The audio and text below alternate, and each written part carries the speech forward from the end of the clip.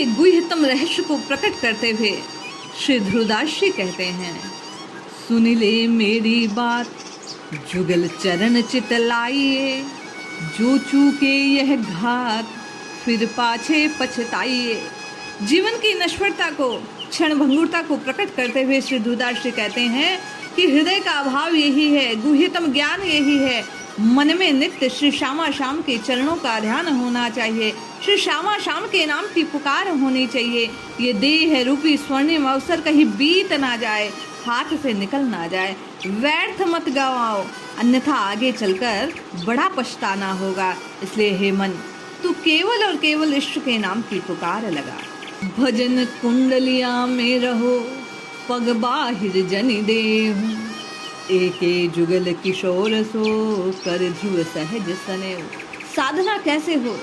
श्री ध्रुवदास जी साधकों का पथ प्रशस्त करते हुए कहते हैं कि हे उपासकों, भजन रूपी कुंडली अर्थात घेरे के भीतर ही निवास करो। कुंडली से एक पग भी बाहर मत धरो। अनन्य भाव से केवल और केवल श्री लाडली और लाल श्री युगल किशोर से सहज प्रीति करो। केवल इष्ट के नाम की पुकार करो, केवल इष्ट की लीलाओं का चिंतन करो, केवल और केवल धाम में निवास करो।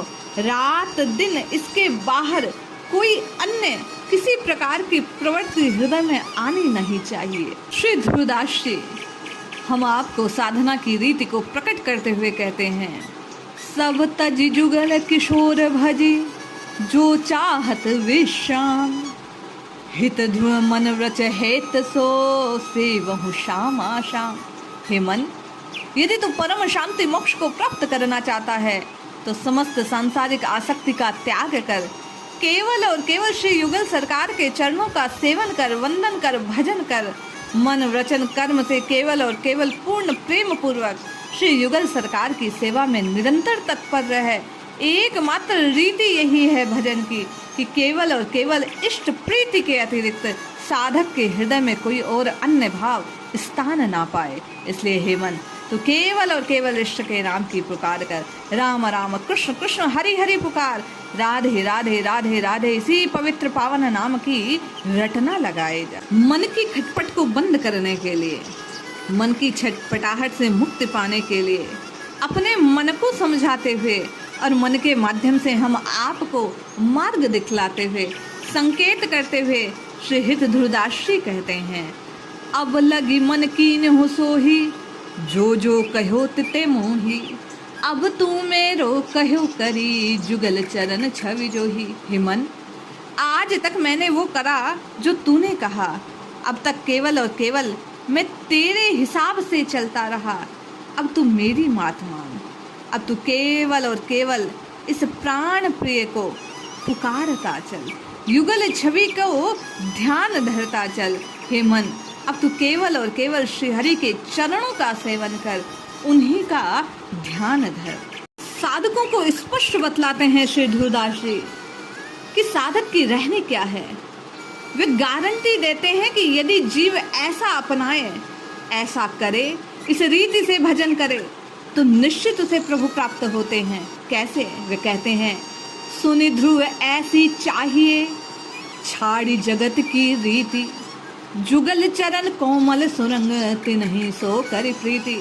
हे मन, हे जीव, इस मार्ग में आगे बढ़ने के लिए तुझे जगत के व्यवहार को छोड़ना होगा, जगत की आसक्ति को त्यागना होगा, जगत की ओर पीठ करनी होगी। जगत का मोह छोड़कर केवल और केवल सुंदर कोमल उन चरणार वृंदों में, उन युगल सरकार में अपने मन को अनन्य भाव से समर्पित करना होगा।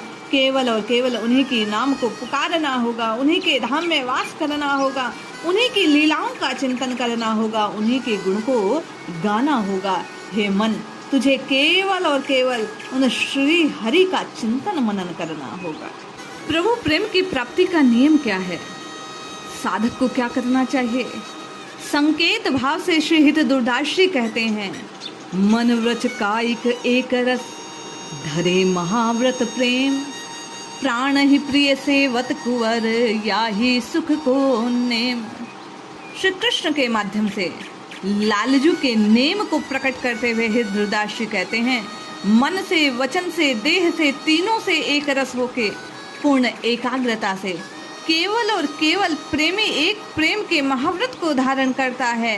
श्री राधा रानी की सेवा ही श्री कुंवर लालजू की एकमात्र नियमावली है।